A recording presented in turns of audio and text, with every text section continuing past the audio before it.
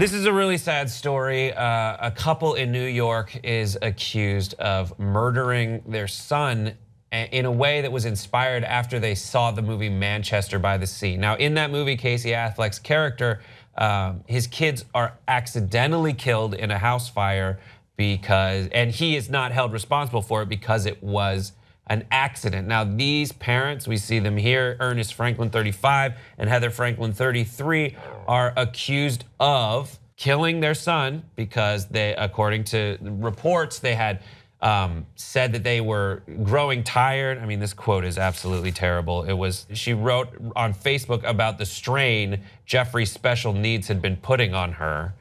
And so they killed their kid and then went away to 2 different places after setting fire to the home and coming back and then saying, oh, it happened just like Manchester by the Sea. But then upon further investigation, the police and fire department found out that it was not an accident. It was totally, the kid was killed beforehand. It's just a terrible, terrible story. So they are being held and charged with the murder. But I don't know what to say about this.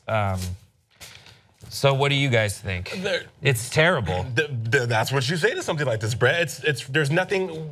I mean, the proof is in the pudding. The proof is in the story. The coroner, after the fact, found that the kid had no soot in its esophagus, brachial, nose, none of that. So he was definitely murdered before. And also, the kid was special needs, but they adopted him at 12 years old. It wasn't like they got the kid when he was, way younger. So that added to the strain, allegedly, that the mom saying that she was facing. But again, you hit the nail on the head, Brett. It's tragic. What else is there to say? And it also blows my mind that people think that by watching a movie, how they can't detach themselves from to know what's real and what's not, and to think that they're gonna get away with it. That's what blew my mind about this story, in addition to the child. I mean, people, for me, the story comes back to people do get inspiration from movies, even in really sick and perverse ways. So, for example, we just talked about Columbine yesterday on Murder with Friends, and when they were talking about with each other in their writings about the event, the massacre that they committed at Columbine High School,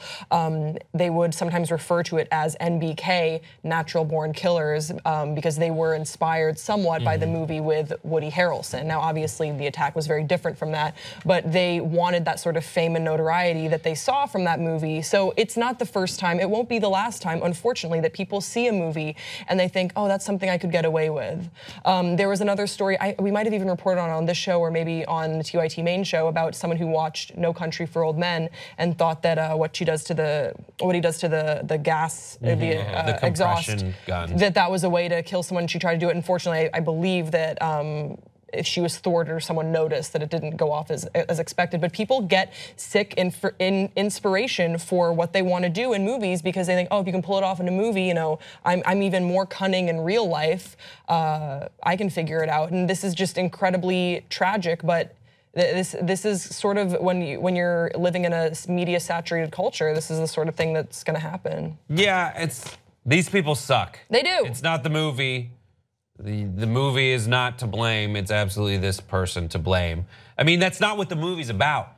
The movie is like to establish the tragic nature of this man's life and his, I don't know, I didn't see it, but like. Well, that's what makes it interesting because, when we're talking about Natural Born Killers and No Country for Old Men, those are films that sort of glorify the killers, the people that get away with it, the culprits. The villains are the heroes in those movies, like an anti-hero. Right, so to establish the sadness of this guy's life, that this happened as kind of an exposition.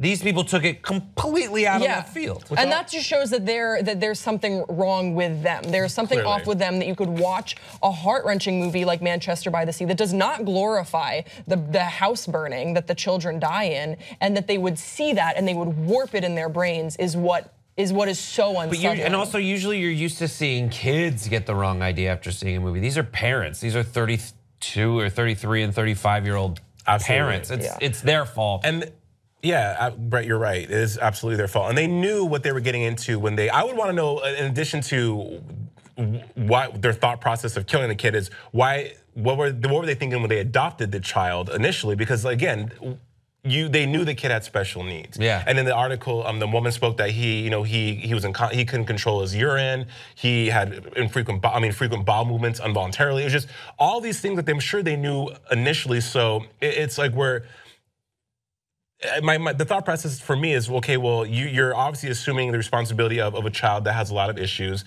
so you have to know what comes along with that. And then 4 years later, you decided we're just going to kill the child.